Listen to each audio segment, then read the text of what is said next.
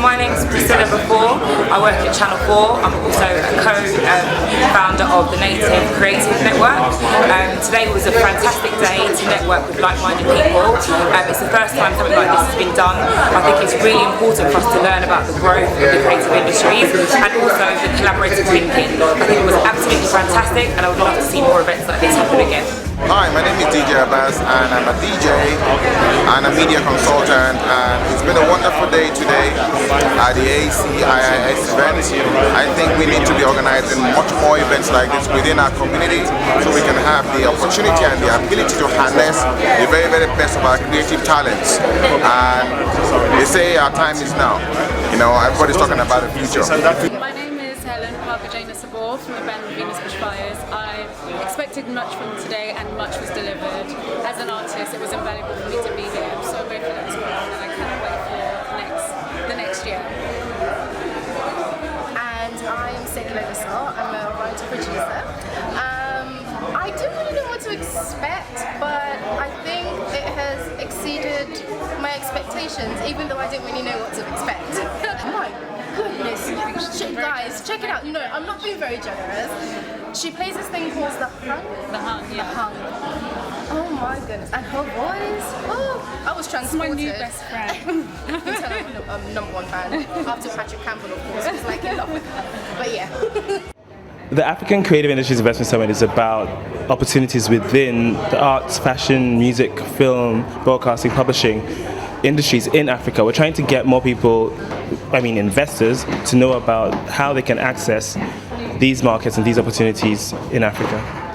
Okay, Africa Express is a project where we aim to get Western musicians collaborating with African musicians with an aim to take African music kind of out of the world music box that it's been put into and bring it to a much wider audience, because Africa has the greatest musicians in the world, but sometimes they're viewed through the lens of, oh, that's just the kind of music my dad would listen to, rather than that's the kind of music that might interest everybody. So we're trying to get big Western artists to collaborate and play with African artists and bring it to a different audience. Hello, Nicole. Hello, Todawa. Asheo Jesu. Asheo Jesu. There's a peace I've come to know. Though my heart and flesh may fail, there's an anchor for my soul. I can say it is well. Jesus has overcome, and the grave is overwhelmed. The victory is won. He is risen from. Around this agenda, particularly in regards to our work in Sub-Saharan Africa, what I will kind of describe in very broad brushstrokes in a moment, before passing on the time to perhaps Tom first, who's going to be looking at a bit of a case study that he's worked with us on extensively in Nigeria, as well as other parts of the world, off to Vietnam this week as well. And then Parmindu, who obviously is a strategist in various creative industries in the emerging markets. So for those of you who may not know, the British Council creates international opportunities between people in the UK and overseas, particularly around the UK's main assets in English, education, the arts, and what we term society, the means of organizing social and economic development. The Creative Economy Programme sits within the arts group and tries to identify kind of key champions of people who are working in creative industries around the world, with those in the UK as well, and provide a global support network for them, particularly in terms of increasingly visible sectors in Sub-Saharan Africa, for example, what Nicola was going through earlier. And recognize that beyond stimulating economic growth, these key champions are developing very kind of compelling responses to social, cultural, and technological challenges. So recently our program, actually, our kind of small team of 5 that attempts to straddle the world in various ways with this agenda, has gone through an organizational review that kind of tasked us with creating a more in-depth approach to this work in very visible sectors that have a lot of demand on the ground for optimizing the impact of the creative industry. So in sub-Saharan means of allowing ownership from both public and private sector in response to some of the trends. Secondly, kind of leadership and management within these sectors, so trying to consider the support needed for professional development and skill sets within the sector, the professional associations and intermediary agencies that are trying to impact change. And then thirdly, encouraging and supporting entrepreneurship. So this is a very bottom-up approach in terms of working with practitioners on the ground, providing leverage and access to new platforms and networks, new funding opportunities, and introducing new investment. So we advise clients like World Bank, UNESCO, European Commission on how to support the growth and development of the creative economy broadly. But we also, in that context, focus on specific development areas, and obviously investment is a critical area wherever you are. So I've been asked to reflect on two things at the same time. One is on the particular investment climate or landscape for the creative economy in Nigeria, and I'll give you some sort of broad brush stuff there based on that experience, and also introduce some of the wider policy changes happening there and the wider development change around the creative sector. But to embed that within a wider reflection on the some of the I guess global development issues for investing in creative industries. Because as Nicola said earlier on, that there are common issues, I think, in terms of trying to find ways to effectively and sustainably invest in the creative industries, not least given the extreme diversity of the creative industries itself and the challenge that you have of developing models that have any kind of universality.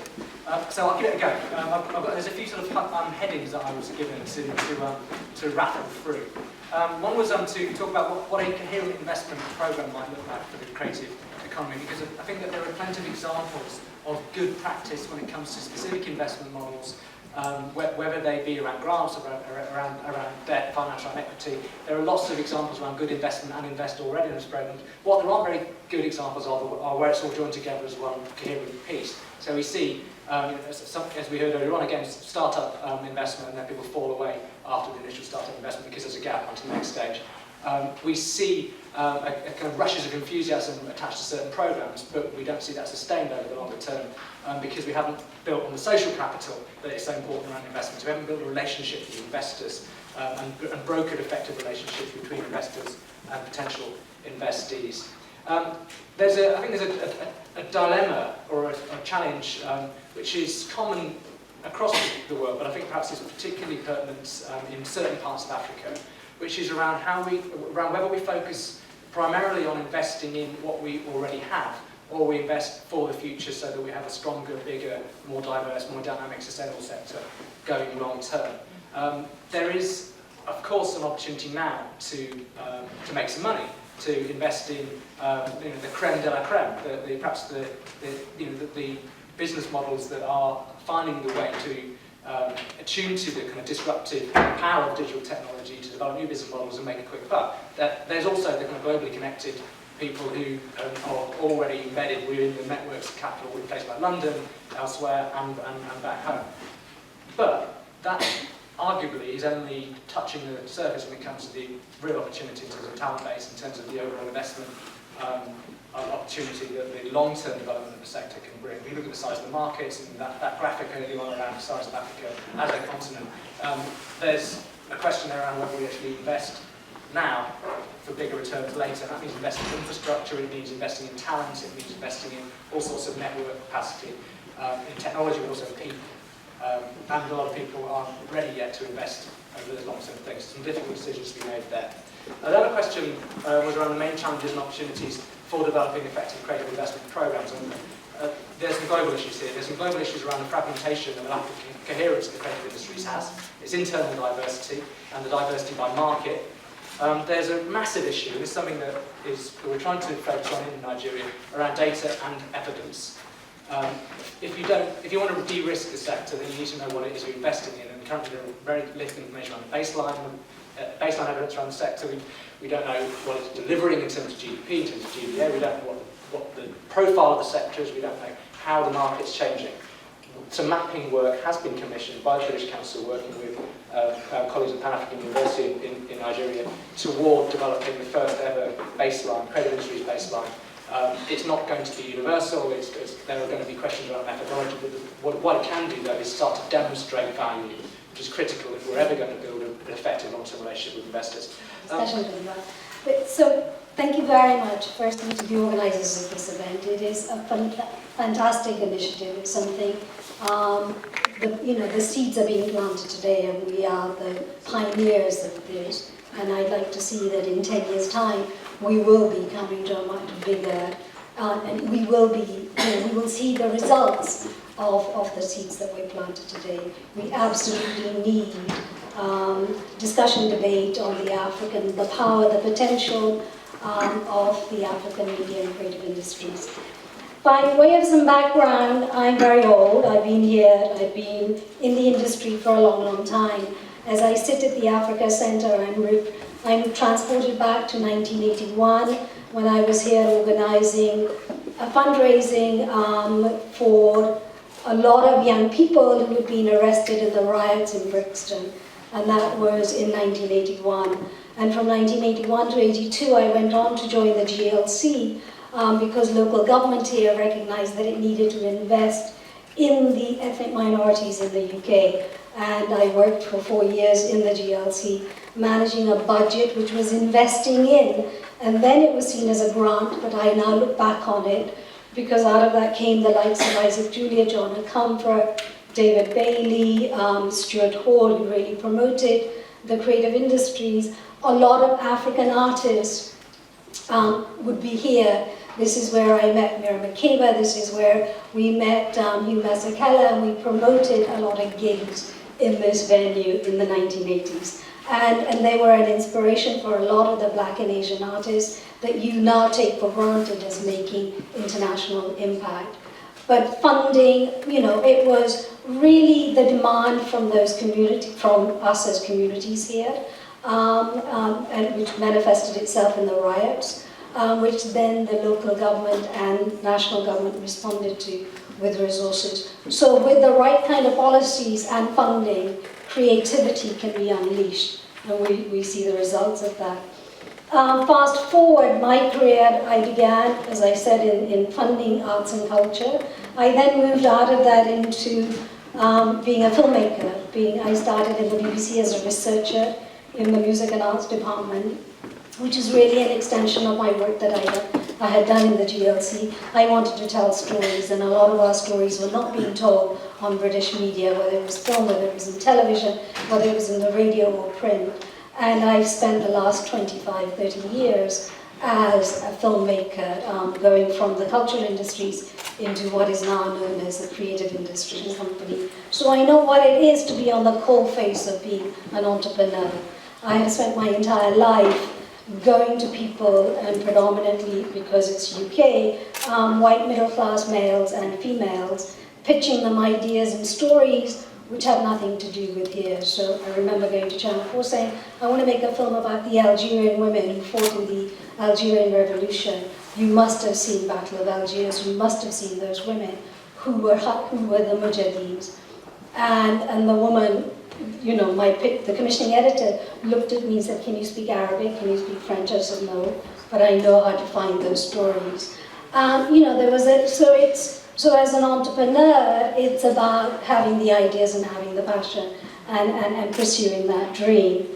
But it wasn't until 2004, having made dramas and feature films, and travel around the world and programmed seasons on Channel 4 about films made by women, filmmakers from around the World Cinema Fund with Ingenious Media, I thought maybe I should go and do an MBA and learn about investment. And then I thought, no, I've always ever done everything by doing it on the job. So I didn't go to film school, but I became a filmmaker. I didn't do cultural administration. I learned it on the job. And so I went and pitched to the biggest media investment company in this country, Ingenious Media. They are the leaders in boutique investment, and said, I'd like to set up a World Cinema Fund. And here are 3 reasons why. The emerging markets where it's at, that's where the talent is. That's where the consumer is. That's where the new middle class is. And that's where we and our content needs to find its place. And finally, that's where the investor community is coming from. That's where the new investor is emerging from. It took Patrick McKenna 3 seconds to say yes. He could see the business proposition. So I thought, oh, this is really good. I can convince the investors. And that led to a 3-year, really an MBA, thanks to Patrick McKenna at Ingenious Media, where I learned on the job. So suddenly my friends were no longer writers and directors and producers, but bankers, accountants, lawyers, and professional consultants, yeah?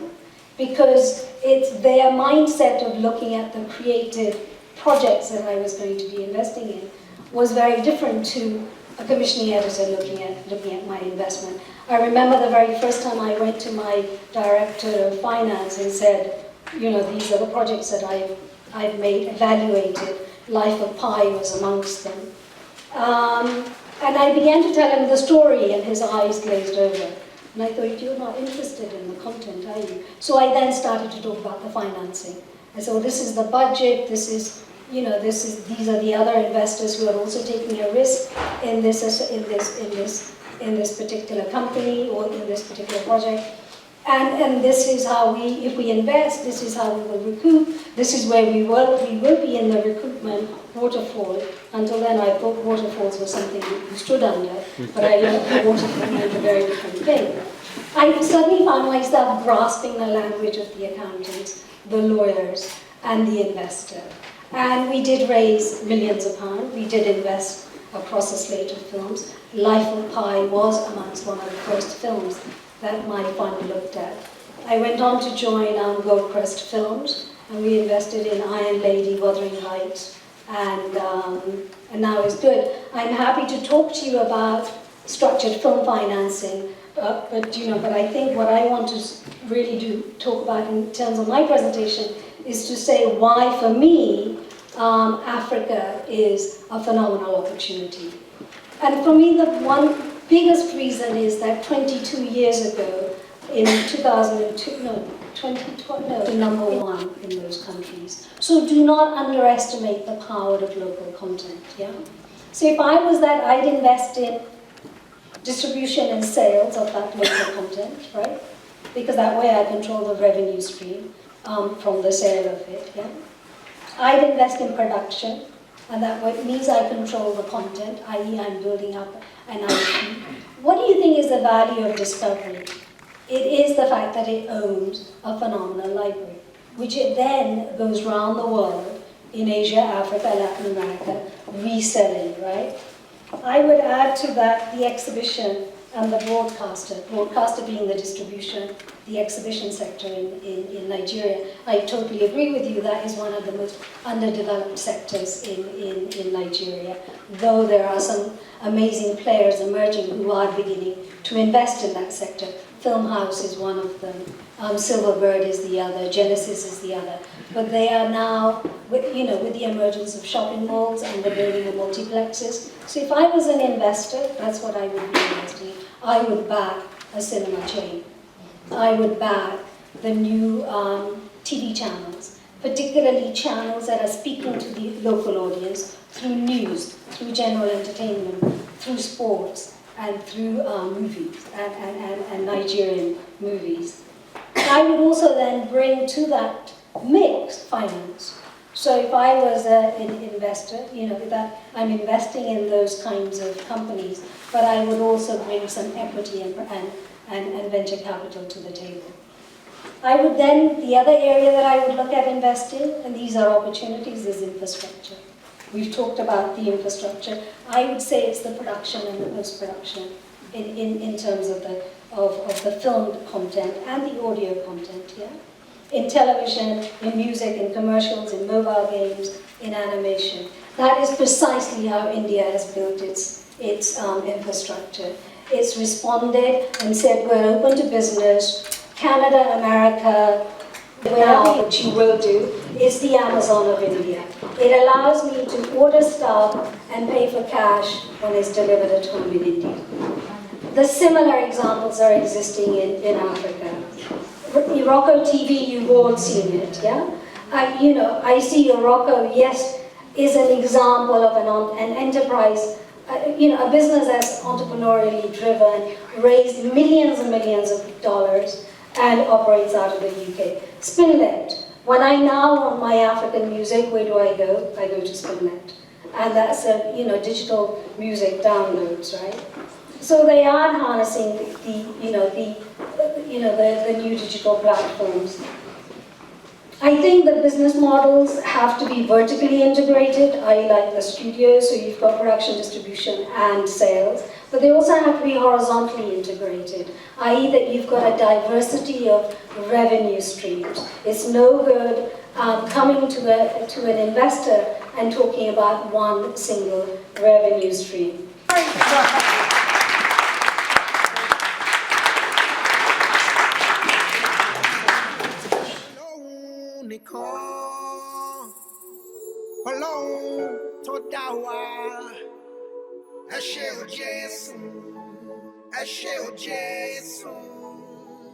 There's a peace I've come to know, though my heart and flesh may fail.